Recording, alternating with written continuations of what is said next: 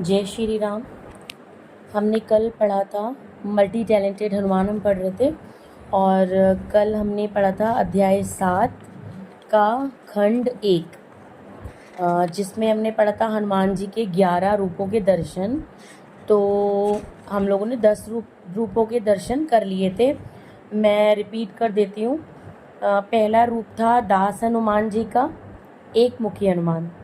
और दूसरा रूप था सूर्यमुखी हनुमान जी का। तीसरा रूप था लालमुखी हनुमान जी का। चौथा रूप था बाल हनुमान जी का। पांचवा रूप था व्यास हनुमान जी का। छठा रूप था वीर हनुमान जी का। सातवां रूप था भक्त हनुमान जी का, जिन्हें सप्तमुखी हनुमान भी कहते हैं। और आठवां रूप था वृद्ध हनुमान जी का। 10वां रूप था पंचमुखी हनुमान जी का। आज हम पढ़ेंगे 11वां रूप एकादशमुखी हनुमान। बहुत कम लोगों ने इस कथा को सुना होगा। ये कथा कल्याण पुस्तिका में और हनुमान उपासना नाम के एक छोटे से ग्रंथ में प्राप्त है। कौन से ग्रंथ में? हनुमान उपासना या कथा कल्याण पुस्तिका। राम भक्त बजरंगबली के बल के आगे कोई नहीं टिक पाता था। हनुमान जी को रुद्र का अवतार माना जाता है।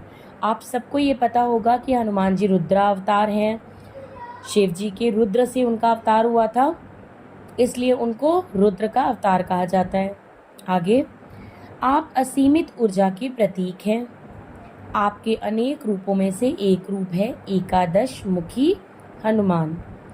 एक पुस्तक में प्राप्त हुई पौराणिक कथा है कि एक बार बल बुद्धि के दाता श्री हनुमान जी को 11 मुख रूप धारण करना पड़ा। हनुमान जी काल जयी हैं, चिरंजीवी हैं, अष्ट सिद्धि हैं, 9 निधि के दाता भी हैं। हनुमान जी के 11 मुख धारण करने के पीछे कथा है कि प्राचीन काल में कारमुक नाम का एक अति शक्तिशाली राक्षस था। कौन सा राक्षस? कारमुक, जो 11 मुख का था। उसने ब्रह्मा जी की कठोर तपस्या की। जितने भी कठिन कठिन वरदान देते हैं अक्सर ब्रह्मा जी ही देते हैं। कारमुक राक्षस ने ब्रह्मा जी की कठोर तपस्या की और अमरता का वरदान मांगा। ब्रह्मा जी बोले, अमरता तो असंभव है, और कुछ मांगो।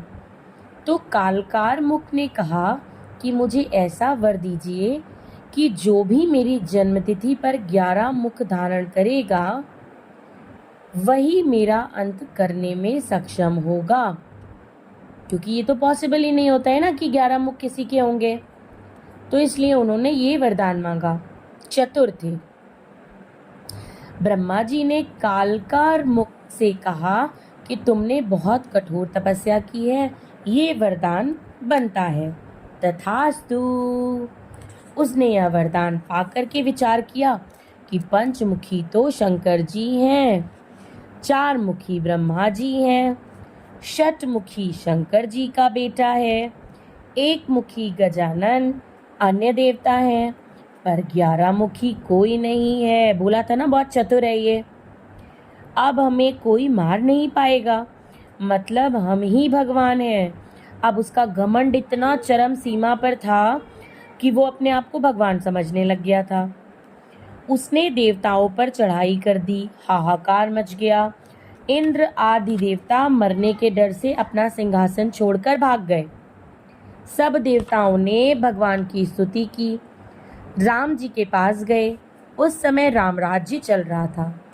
राम जी ने कहा कि इस संकट का निवारण तो संकट मोचन ही कर सकते हैं। संकट मोचन कौन? हनुमान जी, वही कर सकते हैं। प्रभु श्री राम की आज्ञा से हनुमान जी ने चैत्र की पूर्णिमा के दिन, जो कारमुक राक्षस की जन्मतिथि थी, 11 मुखी रूप धारण किया और उसका वध किया, और हनुमान जी हो गए एकादश मुखी हनुमान।